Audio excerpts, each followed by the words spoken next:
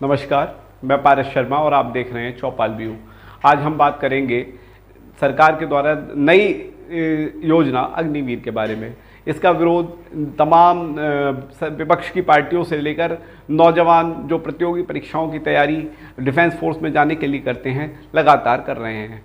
हम जानते हैं कि आज हम जानते हैं कि अग्निवीर योजना क्या है और सरकार के द्वारा किस तरीके से इसे लागू किया गया है, जो आज ये विरोध का कारण बन रही है। सबसे पहले हम आज अग्निवीर योजना के मापदंड क्या हैं और किस तरीके से इसकी भर्ती प्रक्रिया होगी, इसके विषय में आपको बताते हैं। अग्निवीर योजना में 17 से 21 वर्ष के नौजवानों को भर्ती किया जाएगा।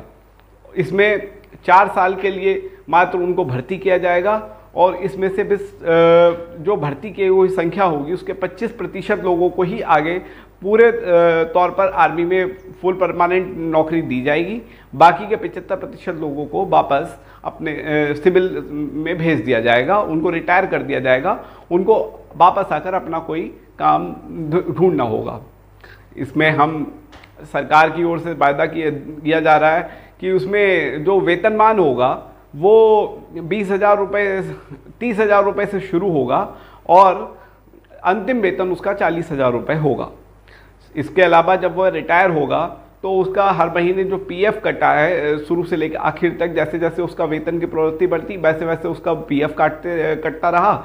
उसमें 5,25,000 रुपये उसका पीएफ है, 5,25,000 रुपये का अंशदान उसमें सरकार दे रही है। इस तरीके से 11 लाख कुछ रुपए देकर उसको सेना से बाहर कर दिया जाएगा। नौजवानों का विरोध। इसके अलावा इसमें जो सेना के परमानेंट जवान को कुछ सुविधाएं, मेडिकल आजीवन मेडिकल कैंटीन आदि की सुविधाएं उनको मिलती रहती हैं, उन सुविधाओं का भी कोई जिक्र नहीं है। तो आज हम बात करते हैं कि इसका विरोध क्यों हो रहा है। सरकार एक तरफ नौजवानों का कहना है कि पहले भी भर्ती 17 से 21 वर्ष के बीच ही आर्मी की होती रही है। ये उम्र हमेशा से सेना में भर्ती होने की आयु 17 से 21-22 वर्ष के बीच ही रही है। इसके अलावा जो जवान सेना में भर्ती होता था उतनी ही पोटेंशियल, उतनी ही मेहनत, वही शारीरिक योग्यताएं आज भी अग्निवीर के लिए हैं। जब पहले सेना में जवान भर्ती होता था तो वो उसका शुरुआती कार्यकाल 5 वर्ष से लेकर हर बार एक्सटेंशन देकर 15 से 20 वर्ष तक वो लगातार सेना में सर्विस करता था। उसके बाद रिटायर होने पर उसे एक मुश्त पेंशन, इसके अलावा 50 से 60 लाख रुपए का फंड, मेडिकल आजीवन मेडिकल का एमएच हॉस्पिटल्स में, सरकार के मेडिकल मिलिट्री के हॉस्पिटल्स में उसका निःशुल्क इलाज तथा आर्मी की कैंटीन्स आदि में योजनाओं का लाभ उसे दिया जाता था। लेकिन अग्निवीर के माध्यम से 4 वर्ष में जो लोग रिटायर होंगे उन्हें इस तरह का ना तो इतना भारी भरकम फंड मिल रहा है, ना उनको पेंशन मिलने वाली है, ना उनको मिलिट्री की कैंटीन्स आदि का कोई फ़ायदा मिलने वाला है। सरकार की ओर से जो वादा है कि हम उन्हें 10% आरक्षण तमाम फोर्सेज में दे रहे हैं, इसके अलावा पुलिस आदि नौकरियों में उन्हें नौकरी आरक्षण देने का दावा जो सरकार के द्वारा किया जा रहा है, यह तो पूर्व में भी लागू है।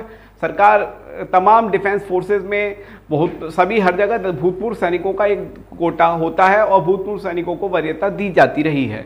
इसके अलावा हर जनपद में सैनिक कल्याण बोर्ड गठित है, उनके माध्यम से तमाम विद्युत विभाग से लेकर अन्य अन्य विभागों में, बैंक्स में आज भी तब भूतपूर्व जवानों को प्राथमिकता के आधार पर प्राइवेट सेक्टर्स में भी नौकरी दी जाती हैं।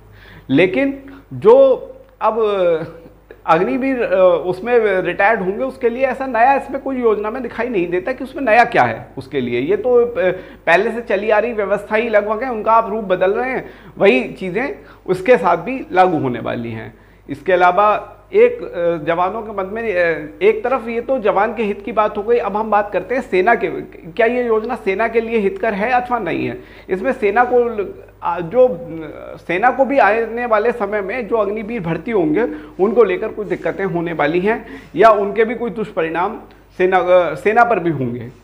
सबसे बड़ी बात, जो जवान 4 साल के लिए भर्ती होगा, जिसको ये पता है कि मेरा कार्यकाल सिर्फ 4 वर्ष का है, क्या वो उस मनोयोग के साथ सेना के लिए अपना सर्वश्रेष्ठ योगदान दे पाएगा? क्या उसके हर समय उसके मन में एक बात नहीं रहेगी कि मेरा कार्यकाल सिर्फ 4 वर्ष का, 4 वर्ष के बाद मेरा क्या होगा, मुझे वापस जाकर कहीं नौकरी ढूंढनी होगी, या मैं सेना में नहीं रहूँगा तो मुझे क्या करना है, ये वो रहेगी। तो वो उस मनोयोग के साथ काम नहीं कर सकता। दूसरी चीज़, जो व्यक्ति सेना एक छोटे मानदेय पे काम कर रहा है और उसे एक अधिकारी के रिमार्क्स पे डिपेंड है कि वो अगर वरीयता अच्छे नंबर उसे नहीं मिलेंगे तो उसका उसी के आधार पर उसे आगे परमानेंट होना है या नहीं होना है, ये अधिकारियों पर डिपेंड है। तो उनका जवानों का शोषण कहीं ना कहीं बढ़ेगा। जवान सेना के अधिकारियों के कार्य उचित अनुचित हर तरह के कार्य करने के लिए विवश होगा।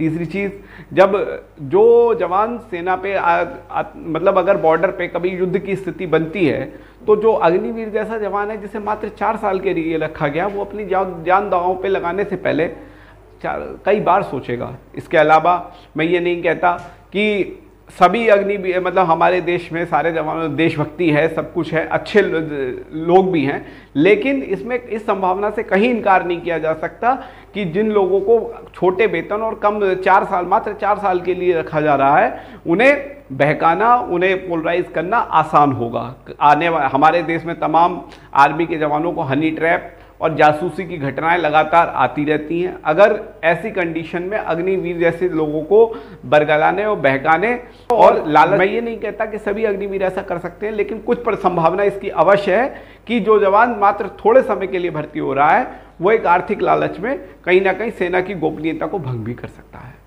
तो इन तमाम योजना, इस सरकार को तमाम जानकारियाँ, तमाम चीज़ें ऐसी हैं जो देखते हुए अग्निवीर और के विषय में और गहनता से विचार करना चाहिए। इसका जो वर्तमान स्वरूप है उस पर पुनः विचार करते हुए और एक ऐसी इसमें सुधार की आवश्यकता है जिससे जवानों का भी हित हो, आर्मी का भी हित हो और सरकार को इस पर पुनः